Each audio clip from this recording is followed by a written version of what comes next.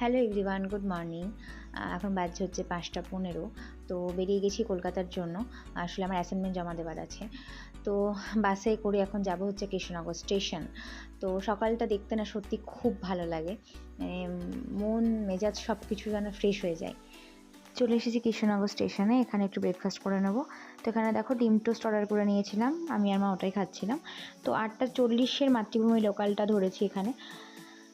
তো এখানে পৌঁছে গেছি। কলেজে ঢোকার আগে এখানে একটা কফি হাউসে গেছিলাম, কফি হাউসটা অসাধারণ ছিল। আর এখানে মার জন্য অর্ডার করেছিলাম কোল্ড কফি আর আমার জন্য হট কফি, তো দুটোই অসাধারণ খেতে ছিল।